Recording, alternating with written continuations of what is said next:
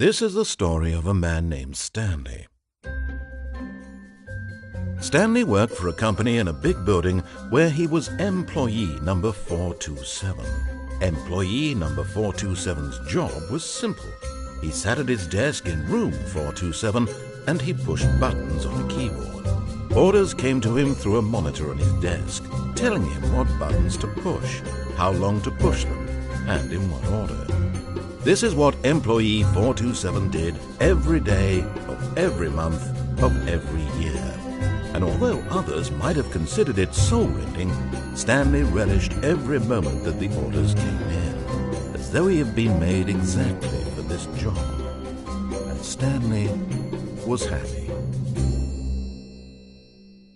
And then one day, something very peculiar happened. Something that would forever change Stanley. Something he would never quite forget. He had been at his desk for nearly an hour when he realized that not one single order had arrived on the monitor for him to follow. No one had showed up to give him instructions, call a meeting, or even say hi. Never in all his years at the company had this happened, this complete isolation. Something was very clearly wrong.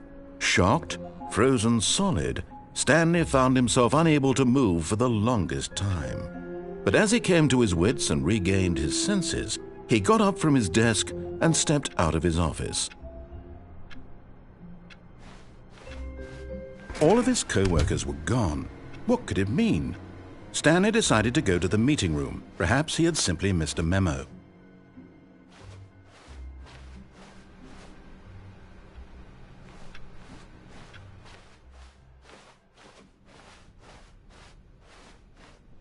When Stanley came to a set of two open doors, this was not the correct way to the meeting room, and Stanley knew it perfectly well. Perhaps he wanted to stop by the employee lounge first, just to admire it. Yes, truly a room worth admiring. It had really been worth the detour after all, just to spend a few moments here in this immaculate, beautifully constructed room. Stanley simply stood here, drinking it all in.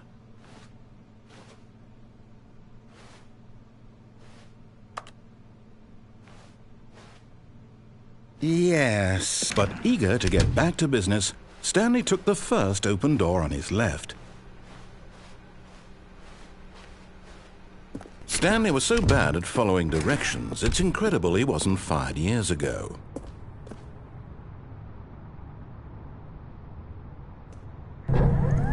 Look, Stanley, I think perhaps we've gotten off on the wrong foot here.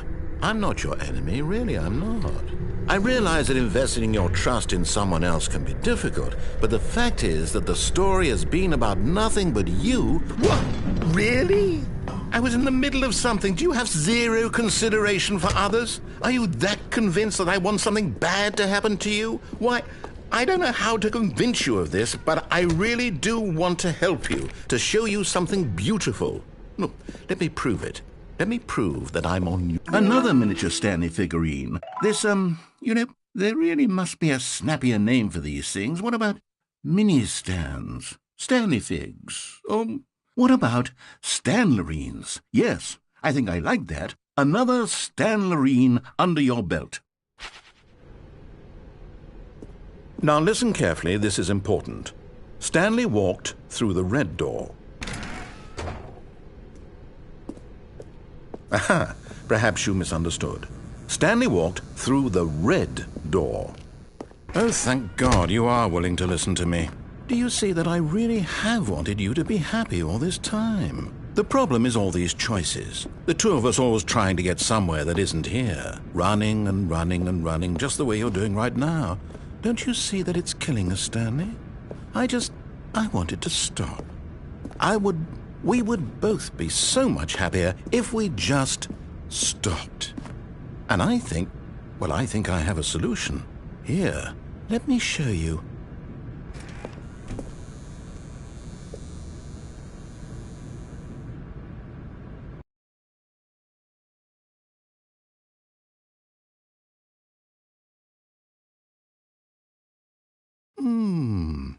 What do we want? What are we looking for?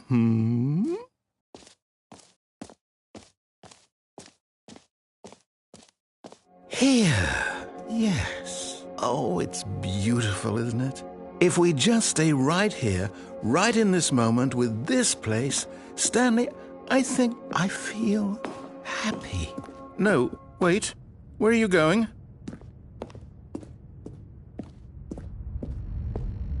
Oh, no.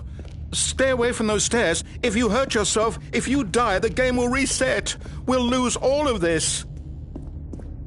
Please, no, Stanley, let me stay here. Don't take this from me. Please, Stanley, think about what you're doing.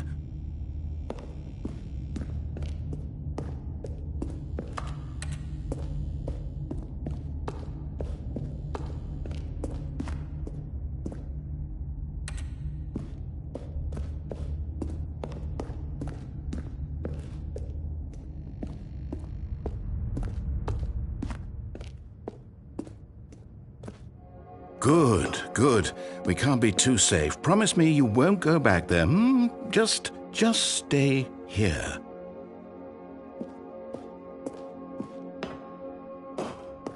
No! What do we talk about? You're risking everything we achieved here.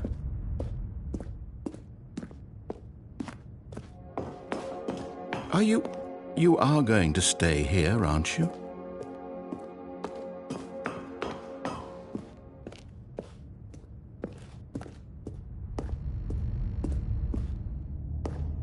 You heard me before, didn't you? You will die! What about this isn't getting through to you?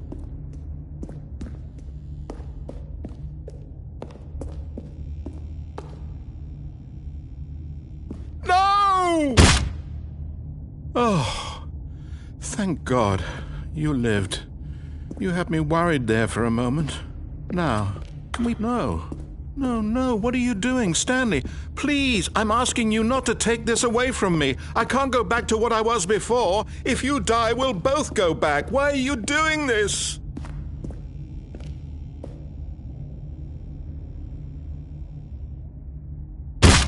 Stanley, let's go back to the other room.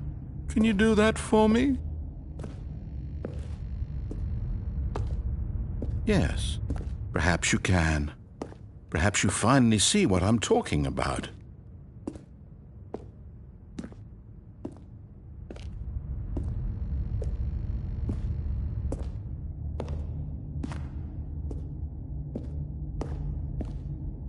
My God, is this really how much you dislike my game?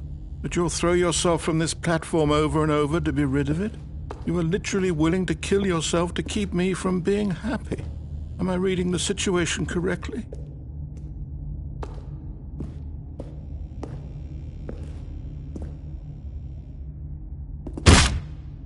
Or maybe you're just getting a kick out of it.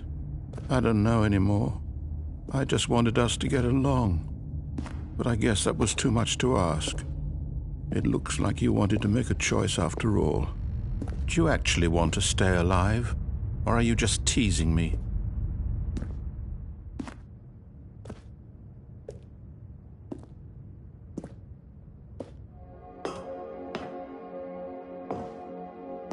I wanted us to be happy here, Stanley. I really did.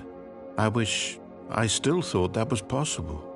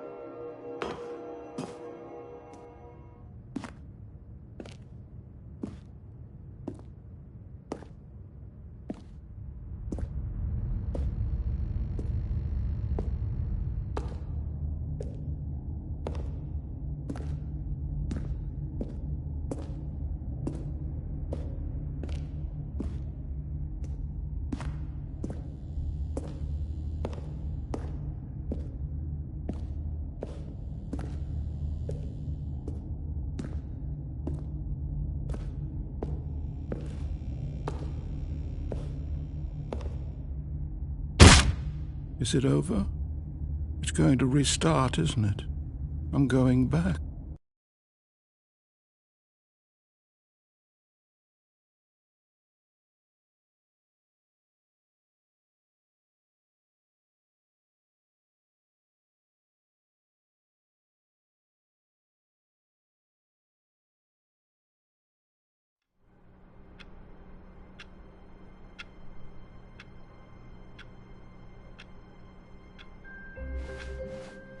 All of his co-workers were gone.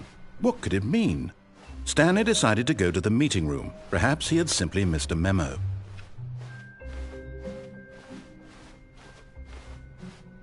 When Stanley came to a set of 2 open doors, he entered the door on his left.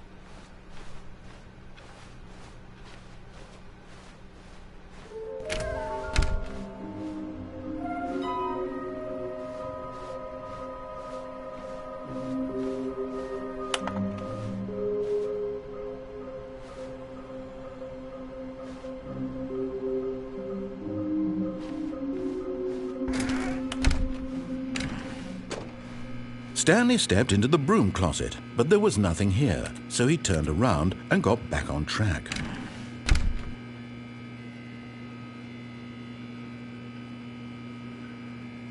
There was nothing here. No choice to make, no path to follow, just an empty broom closet. No reason to still be here.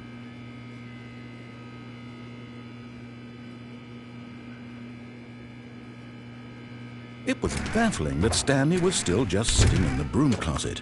He wasn't even doing anything. At least if there was something to interact with, he'd be justified in some way. As it is, he's literally just standing there doing sweet FA.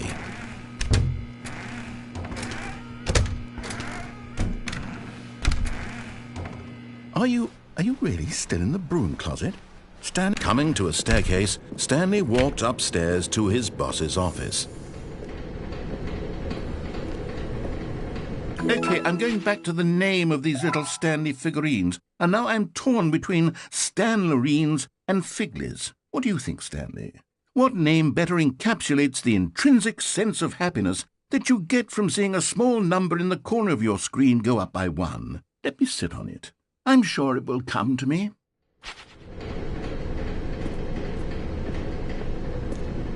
But Stanley just couldn't do it. He considered the possibility of facing his boss. Admitting he had left his post during work hours, he might be fired for that. And in such a competitive economy, why had he taken that risk? All because he believed everyone had vanished? His boss would think he was crazy. And then something occurred to Stanley. Maybe, he thought to himself, maybe I am crazy. All of my co-workers blinking mysteriously out of existence in a single moment for no reason at all? None of it made any logical sense. And as Stanley pondered this, he began to make other strange observations. For example, why couldn't he see his feet when he looked down? Why did doors close automatically behind him wherever he went? And for that matter, these rooms were starting to look pretty familiar. Were they simply repeating? No, Stanley said to himself, this is all too strange. This can't be real. And at last, he came to the conclusion that had been on the tip of his tongue. He just hadn't found the words for it. I'm dreaming, he yelled. This is all a dream. Oh, what a relief Stanley felt to have finally found an answer, an explanation. His co-workers weren't actually gone. He wasn't going to lose his job. He wasn't crazy after all. And he thought to himself, I suppose I'll wake up soon. I'll have to go back to my boring real-life job pushing buttons. I may as well enjoy this while I'm still lucid. So he imagined himself flying and began to gently float above the ground. Then he imagined himself soaring through space on a magical starfield, and it too appeared. It was so much fun, and Stanley marveled that he had still not woken up. How was he remaining so lucid? And then perhaps the strangest question of them all entered Stanley's head. One he was amazed he hadn't asked himself sooner. Why is there a voice in my head dictating everything that I'm doing and thinking? Now the voice was describing itself being considered by Stanley, who found it particularly strange. I'm dreaming about a voice describing me, thinking about how it's describing my thoughts, he thought. And while he thought it all very odd and wondered if this voice spoke to all people in their dreams, the truth was that, of course, this was not a dream. How could it be? Was Stanley simply deceiving himself, believing that if he's asleep, he doesn't have to take responsibility for himself? Stanley is as awake right now as he's ever been in his life.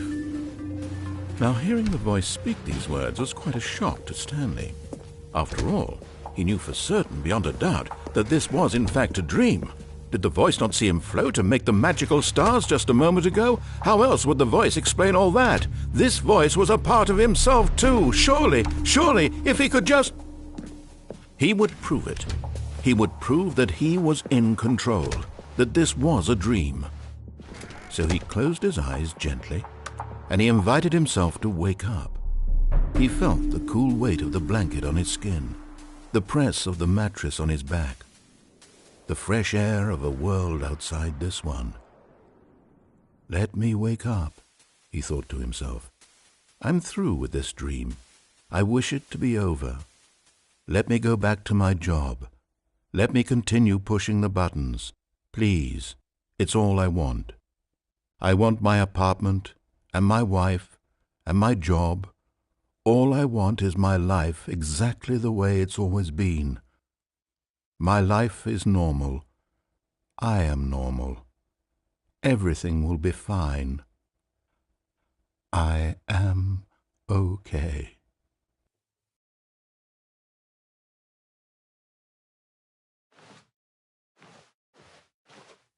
Stanley began screaming.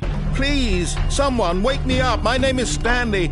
I have a boss. I have an office. I am real. Please, just someone tell me I am real. I must be real. I must be. Can anyone hear my voice? Who am I? Who am I? And everything went black.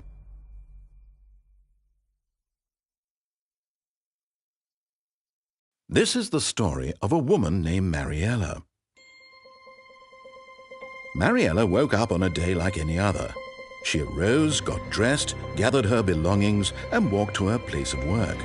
But on this particular day, her walk was interrupted by the body of a man who had stumbled through town talking and screaming to himself, and then collapsed dead on the sidewalk.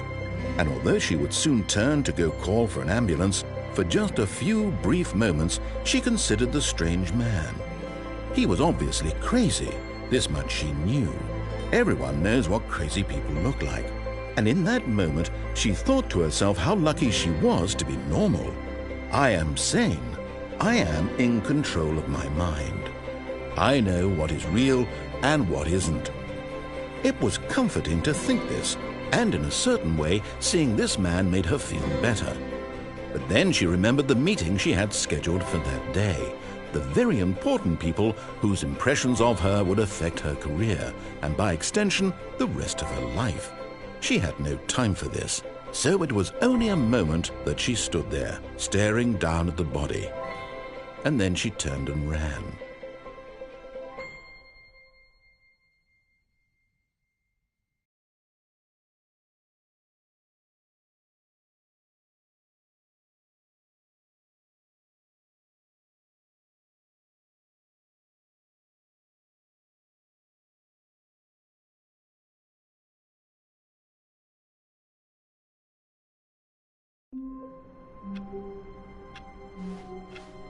All of his co-workers were gone.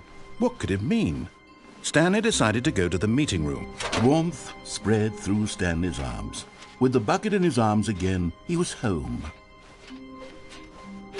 Stanley clutched the bucket tightly to his... This was not the correct way to the meeting room, but Stanley had felt the bucket calling to him, telling him that the employee lounge was simply the place to be. And here it was. Had the bucket turned out to be correct? No, never mind. The bucket was wrong. Stanley took the door on his left to go back to the meeting room. No, Said the bucket. don't go to the meeting room. Go somewhere else. The cargo lift, yes. Go there. Go to the cargo lift. You're getting close now, Stanley.